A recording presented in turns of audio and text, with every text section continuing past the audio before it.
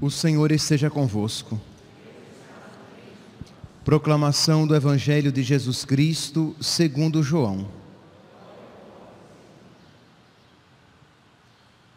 Naquele tempo, Jesus ergueu os olhos ao céu e rezou dizendo: Pai Santo, eu não te rogo somente por eles, mas também por aqueles que vão crer em mim pela sua palavra, para que todos sejam um, como tu, Pai, estás em mim e eu em ti, e para que eles estejam em nós, a fim de que o mundo creia que tu me enviaste.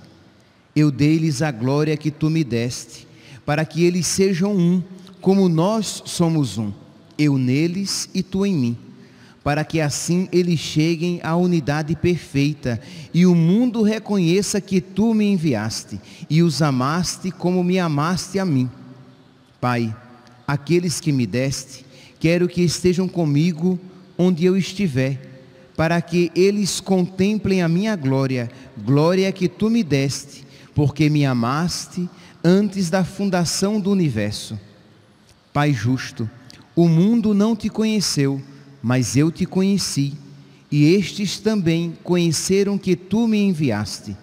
Eu lhes fiz conhecer o teu nome, e o tornarei conhecido ainda mais, para que o amor com que me amaste esteja neles, e eu mesmo esteja neles.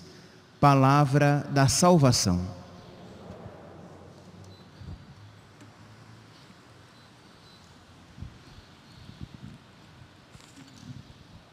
Caríssimos irmãos e irmãs, estamos no 7º dia da nossa novena, e o Evangelho de hoje, no Evangelho de hoje, Jesus continua falando a respeito dessa unidade necessária entre nós e Ele.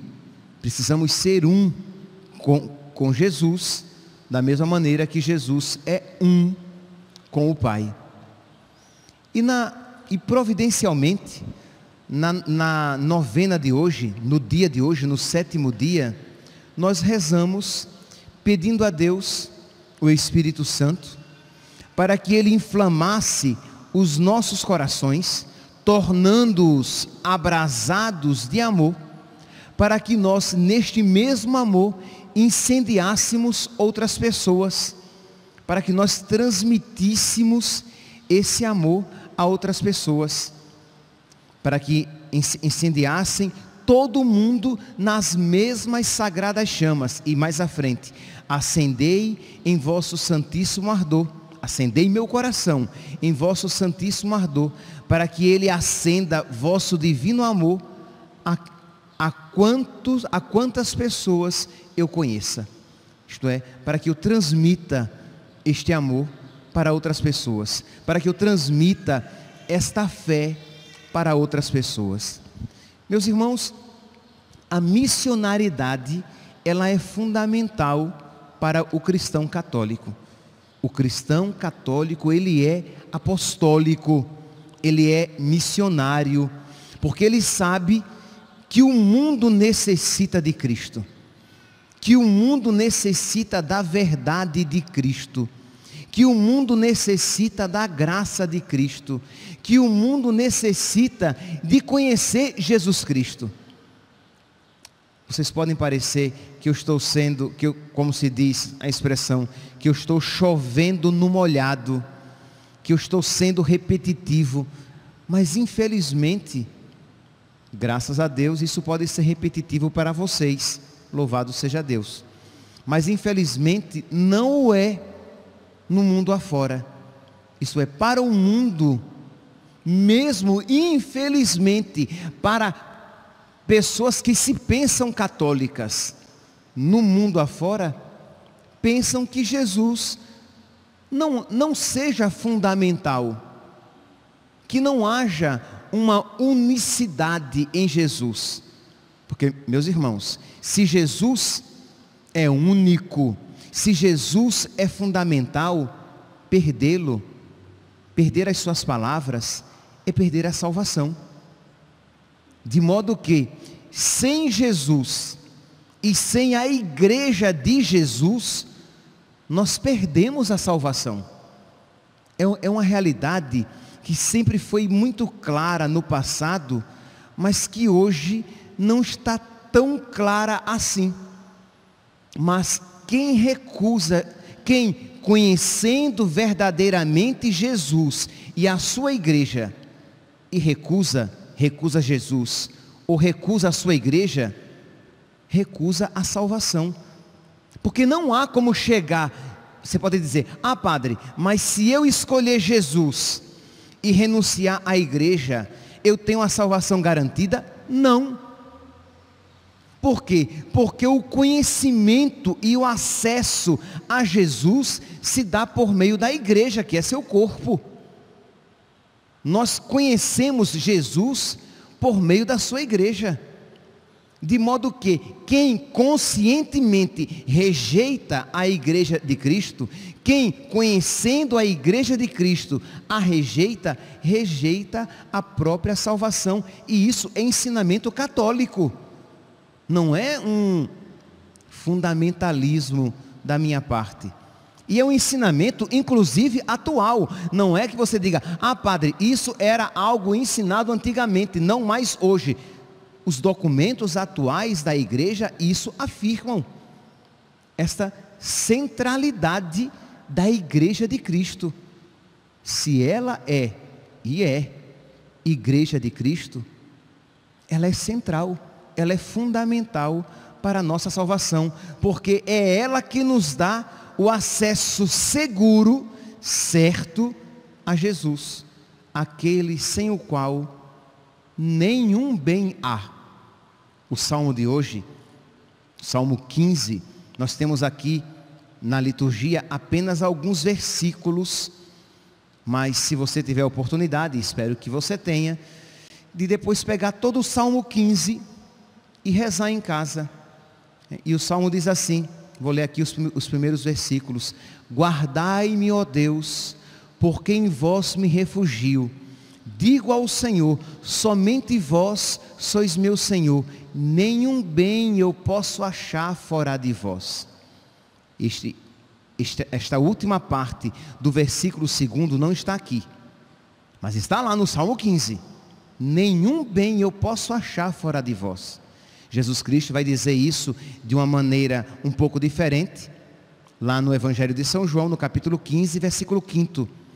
Sem mim, nada podeis fazer. Nenhum bem eu posso achar fora de vós. Fora de Jesus, nós não iremos encontrar nada de bom. Ele é aquele sem o qual nada presta. Então, nós precisamos conhecer cada vez mais a nossa fé, para que nós sejamos um.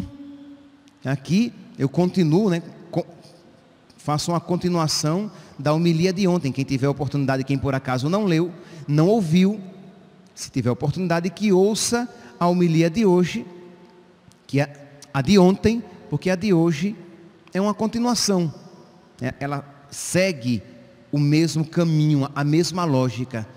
Nós precisamos buscar a unidade nesta verdade, porque senão nós estamos participando, e aqui eu estou me referindo aos católicos, isto é, nós estamos nos bancos das igrejas, nós estamos, entre aspas, participando da mesma liturgia, temos nos lábios até as mesmas orações, nos atrevemos-nos a rezar o mesmo credo, quando na verdade, no íntimo da alma e do coração, não há a mesma fé. Por quê? Porque você vai encontrar pessoas que se dizem católicas, mas dizem, eu não acredito no inferno. Você deve ter já encontrado, porque eu já encontrei várias pessoas que acham que podem ser católicas, que podem continuar sendo católicas, dizendo: ah, mas eu não acredito no inferno. Hoje, na primeira leitura, aqui, essa disputa aqui, acirrada aqui com São Paulo, a primeira leitura diz, né, que os saduceus não acreditavam na ressurreição, não acreditavam em anjos.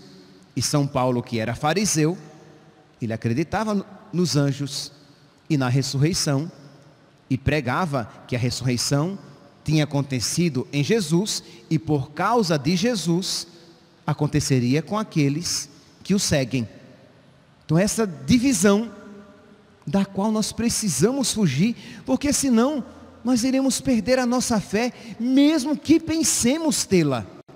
E aqui é importante repetir: se eu renuncio, se eu rejeito um dado da fé, eu rejeito a fé inteira.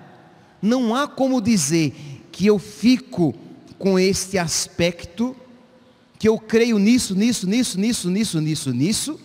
mas não creio nisso daqui. Quando você diz isso, você perdeu a fé católica.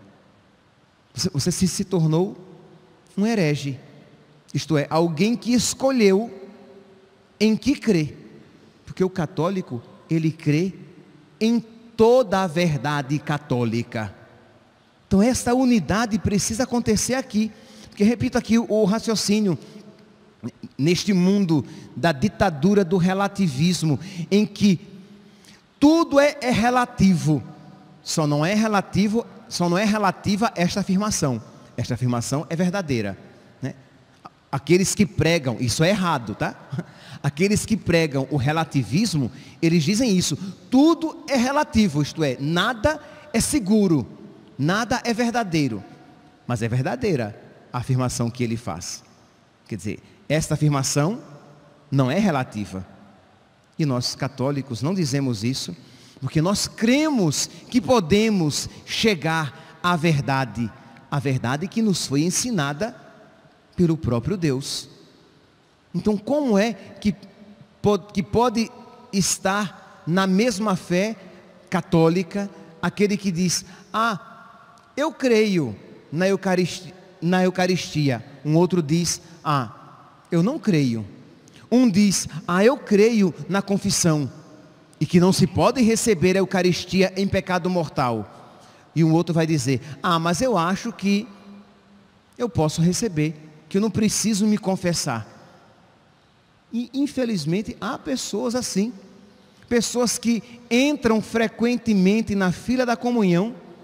Espero, com a graça de Deus, que isso aqui não aconteça, mas que entram na fila da comunhão, sabendo-se em pecado mortal, mas pessoas que não são casadas na igreja, que estão divorciadas e ajuntadas, e que entram na fila da comunhão, que estão em situação objetiva de pecado, consciente de que estão em pecado, e entram na fila da comunhão achando: ah, não, mas eu posso. Pessoas que se dizem católicas, mas dizem: ah, mas eu acredito na reencarnação. Mas, meu santinho, quando você diz que você acredita na reencarnação, você já renunciou à sua fé na ressurreição. Que são duas verdades, são duas afirmações que se rejeitam. Ou você crê na ressurreição, e consequentemente não há como crer na reencarnação, ou se você diz que você acredita na reencarnação, não tem sentido você crer na ressurreição. São duas realidades que se recusam, ou uma coisa ou outra. Então percebe, porque não é aqui uma imposição, entendeu? Eu não quero dar aqui uma ideia de uma imposição, mas nós não podemos dizer que tudo é verdadeiro, porque se tudo for verdadeiro, tudo é mentira, entende? Se tudo é verdade, é porque a verdade, ela não existe, ou pelo menos nós não podemos alcançá-la, porque as coisas se contradizem.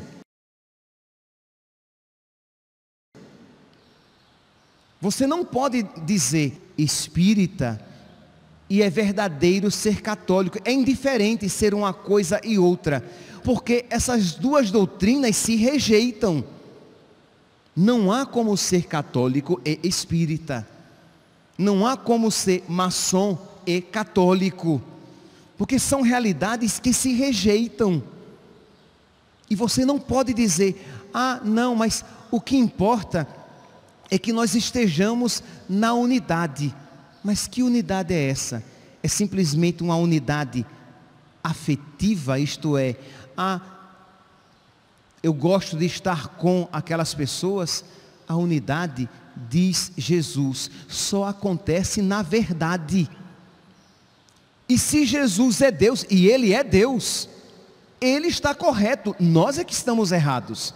Se você diz, padre, mas eu tenho dificuldade de compreender esta unidade na verdade, então, meu santinho, dobre os seus joelhos e peça a Deus a graça de que Ele mude o seu coração, de que Ele mude as suas concepções, de que Ele mude a sua mentalidade. Jesus diz aqui, vamos lá, Ele diz, para que todos sejam um, é necessário que eles creiam que Tu, Pai, me enviaste. E Jesus diz isso 3 vezes. Ele diz isso no versículo 21, Ele diz isso no versículo 23, e Ele diz isso no versículo 25. A necessidade de nós crermos que Jesus é o enviado do Pai. Que eles creiam que Tu me enviaste, que eles creiam que Tu me enviaste, que eles creiam que Tu me enviaste, que Jesus é o Filho de Deus enviado à terra. Ele é o caminho, a verdade e a vida. Agora versículo 26, eu lhes fiz conhecer o Teu nome, e o tornarei conhecido ainda mais, para que o amor com que me amaste esteja neles, e eu mesmo esteja neles. Então Jesus quer que isto cresça cada vez mais, para que todos conheçam o nome de Deus e consequentemente a Jesus Cristo. Então, meus irmãos, com toda humildade, mas com toda segurança, nós precisamos fugir deste relativismo moral, relativismo teológico, relativismo eclesiológico, isto é, que é relativo a pertença, que é relativa à pertença a uma igreja. Não é. Se todas as igrejas são boas, são verdadeiras, é porque nenhuma é verdadeira. Então, por fidelidade a Jesus, nós dizemos, só a igreja católica é boa, é verdadeira, porque só ela é a igreja de Cristo. E para que nós sejamos um em Cristo, nós precisamos pertencer à sua única igreja. Aqui a consequência, ela é lógica, né? É uma consequência óbvia. Se eu preciso ser um com Jesus, e Jesus tem uma igreja, eu preciso pertencer à sua igreja. Eu preciso ser cristão e cristão católico. Mas cuidado, meus santos, porque este relativismo, infelizmente, ele está alastrado entre os católicos, entre os cristãos, mesmo entre líderes cristãos e no mundo inteiro. Quem é que não ouve? Quem é que já não ouviu? E acredito que a grande maioria, sem se dar conta do que estava ouvindo, no Natal, principalmente no mês de dezembro, crê em Deus Pai, é uma das músicas mais tocadas nas rádios, pelo menos aqui do Brasil. Imagine, de John Lennon. Imagine, de John Lennon, diz, imagine um mundo sem paraíso, imagine um mundo sem inferno, imagine um mundo sem religião, imagine todos vivendo em paz. e todos assim sendo um. Isto é, um católico não pode aceitar. Isto é, esse imagine é simplesmente o quê?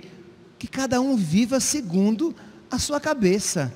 Nada de religião para ficar dividindo as pessoas. Ora, se religião fosse simplesmente uma realidade cultural, nós poderíamos até pensar assim.